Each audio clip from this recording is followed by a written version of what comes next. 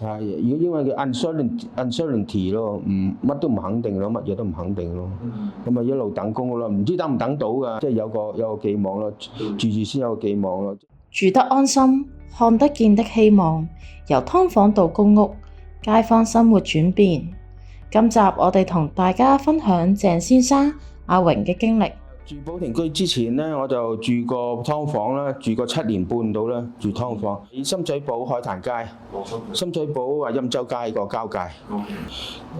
逼遷啦嗰陣時，因為強拍，咁咧之後就搬去單身人士宿舍，咁就住咗1年到啦。佢一個大房八張床位，8張床咯。但係問題係，即係意識人，但係就問題係有時有啲衝突。中意鬥爭。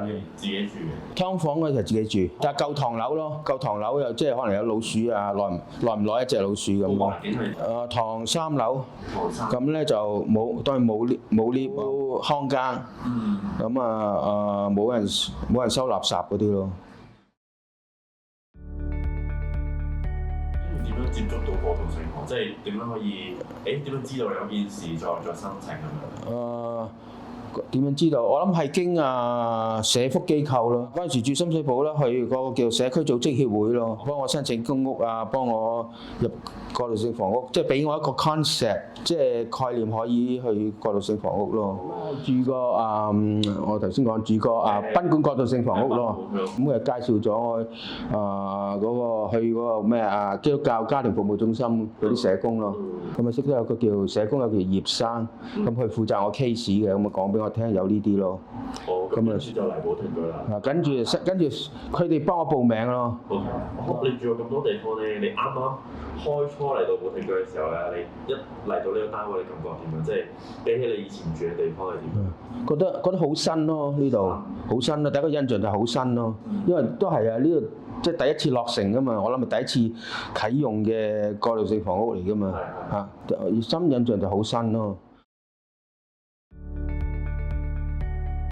先提到劏房嗰度話水費問題都搞得大，但係呢度有自己獨立水電表。呢度有獨立水電表啱咁搬咗入嚟，啲社工又幫忙啦，又俾申請啲二手電器俾我哋啦，咁俾咗部二手冷氣機同俾咗部二手雪櫃嗰度咯。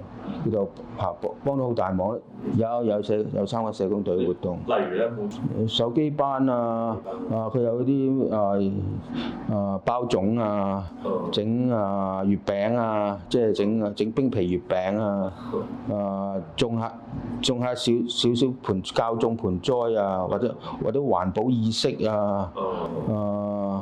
呢度聖誕節過年有活動即係搞活動抽獎諸如此類，都好 enjoy， 即係好享受嘅，即係好唔同而家公屋乜都冇。我有時見到你喺 WhatsApp group 同啲居民喺度傾偈。係啊，傾偈，我中意反映，因為我人八卦嘅，咁中意講下嘢咁有 WhatsApp 咧，呢度有 WhatsApp 群組咁變咗識得啲人咯。即係有時個群組點解今日星期日咁靜英英個群組冇乜人表達意見咁樣，冇人講嘢咁悶嘅呢個群組，咁我又講下嘢咯，即係搞翻下啲氣氛咯，即係唔好咁呆咯，咁即係咁兜咁呆咯。有冇啲説話想同一啲有住屋需要，佢係寶庭居嘅朋友仔講？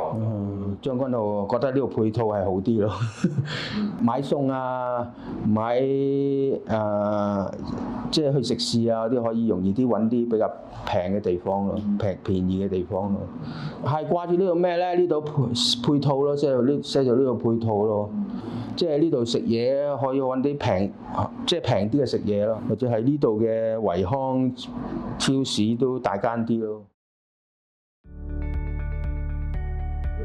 入住寶庭居咧，對你上高有啲咩幫助？即係幫助咧，就即係喺呢度住咗1年半咯，就連接到公屋咯，即係幫到好大忙噶啦。如果唔係，即係嗰1年半去邊度住啊？真係即係狼狽咯，冇安全感咯。最主要係冇安全感咯。你住一笪地方，呢度可以住短時間嘅，但冇安全感咯。